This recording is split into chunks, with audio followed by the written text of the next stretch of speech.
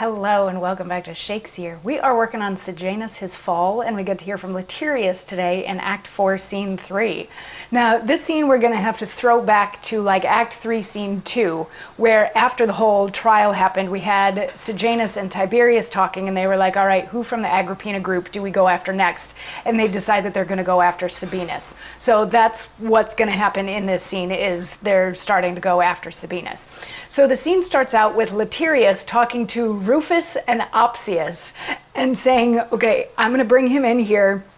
You guys are going to watch my conversation with him. I'm going to try to set him up and get him to say something that he shouldn't say. And as soon as that happens, you guys need to jump out and like arrest him, call him on it, make sure that we've nabbed him. And they're like, okay, we're on board. Like, where is he? And Latiarus is like, I'm going to go get him. So Latiarus leaves, and Rufus and Opsius talk for a second about like, you know, this Sabinus, he's a dangerous one, and he used to follow Germanicus and all that sort of thing.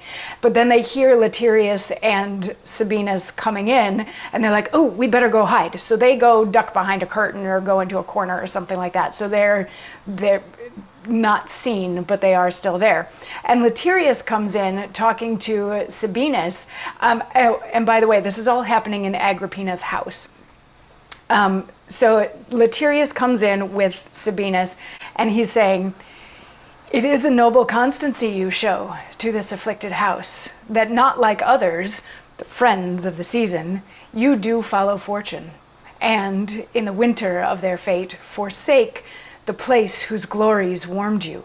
You are just, and worthy such a princely patron's love, as was the world's renowned Germanicus, whose ample merit, when I call to thought, and see his wife and issue, objects made to so much envy, jealousy, and hate, it makes me ready to accuse the gods of negligence as men of tyranny. So this is Latiarus buttering up Sabinus. He's saying, you know, you are a great friend, you are a true friend, you are not a fair weather friend, you have stuck by Agrippina, you have stuck by Germanicus, you know, and he's like, and I feel bad for those poor kids of his who have become the objects of jealousy and envy, you know, that it makes me question, you know, the God's great plan for things, that these poor boys have to deal with all of this stuff. And Sabinus is like, well, you know, they have to be patient like we all do. And Latiarus keeps on baiting him, like, you know, but what kind of a world is this that we live in where they have to deal with that and where places aren't safe? Which sort of starts the ball rolling from Sabinus. He's like, yeah, there is nowhere safe for us to go. And the things that we're writing get misconstrued and misunderstood and misinterpreted. And the people that we talk to are always questioned.